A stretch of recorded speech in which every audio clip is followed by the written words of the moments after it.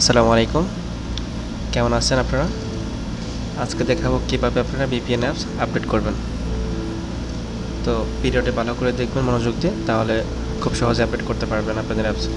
এই মালিক ভিআইপিটা আজকে আপডেট করে দেখাবো। অ্যাপসটা প্রথমে ওপেন করে নিলাম।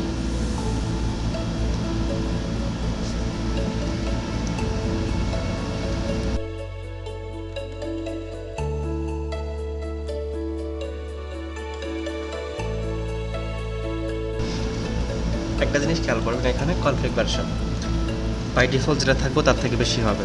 কনফিগ ভার্সন এখন আছে 1.0, এখন আপডেট করলে এটা 1.1 হবে।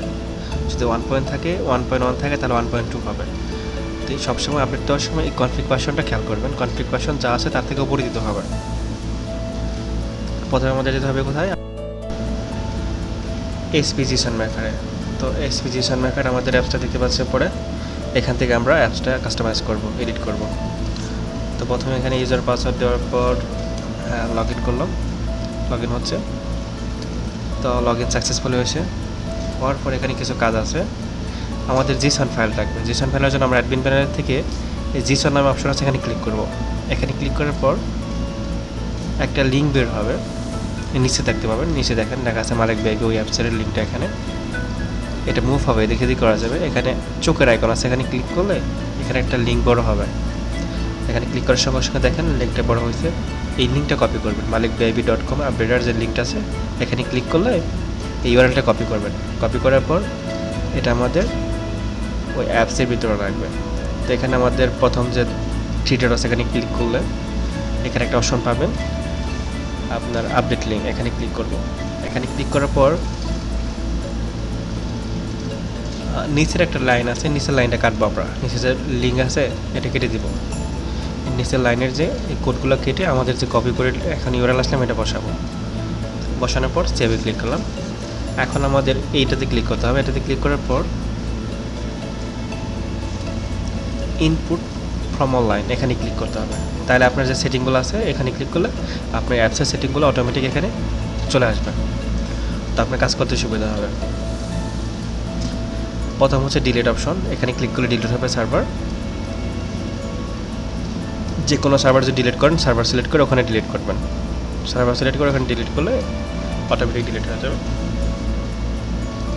মাঝখানেটা হচ্ছে কলমের যে আইকনটা আছে পেন্সিল, এখান থেকে এডিট করে। আর প্লাসের যে আইকন এখান থেকে অ্যাড করে নতুন। এখন আমি একটা এডিট করে দেখাবো। একটা সার্ভার সিলেক্ট করলাম, সার্ভার 1। এখন এখানে পেন্সিলের আইকন, এখানে আমরা ক্লিক করব। ক্লিক করার পর এখানে এডিটের অপশন আছে। এখানে আমার বাই ডিফল্ট যে ডিএনএসটা আছে আপনি চাইলে এটা চেঞ্জ করে আপনাদের মতো লাগাইতে পারেন।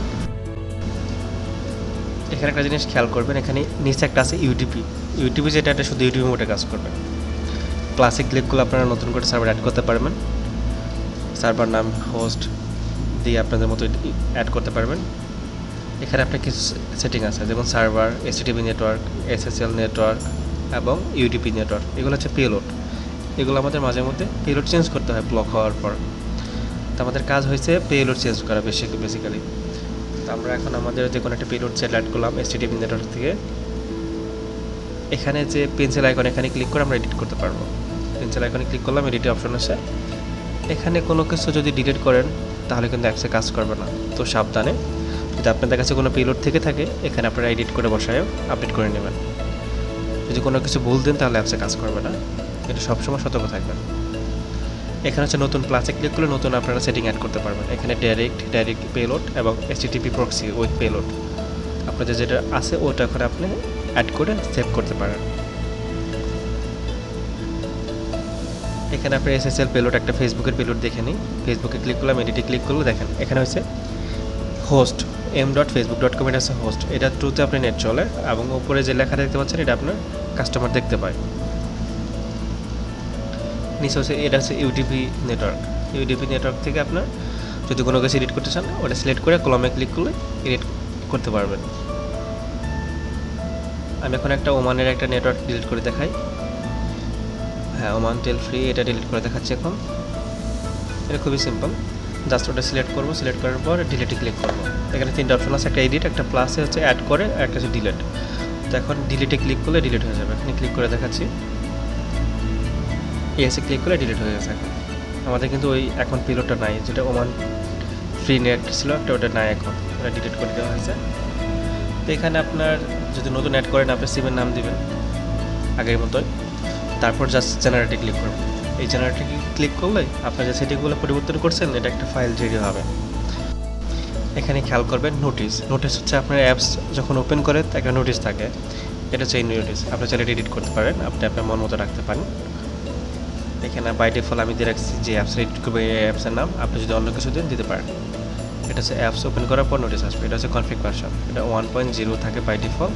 আপনি যদি প্রয়োজনে 1.2 1.3 রাখতে পারেন।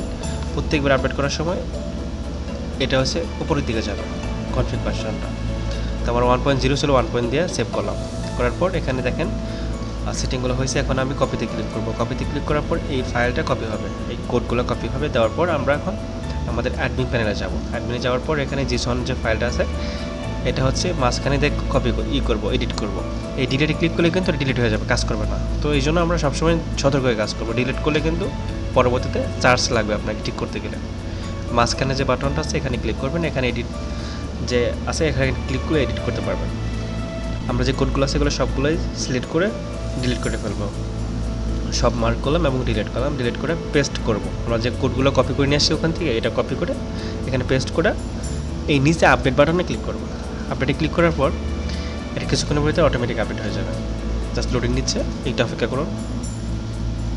হ্যাঁ, অলমোস্ট আপডেট, হ্যাঁ আপডেট অলরেডি হয়ে গেছে। তো এইভাবেই অ্যাপস আপডেট হয়, এটা অটোমেটিক আপডেট হয়ে গেছে। এখন আমরা অ্যাপসে ঢুকলে দেখতে পারবো অটোমেটিক আপডেট হয়ে গেছে। আমরা অ্যাপসটা ওপেন করলাম।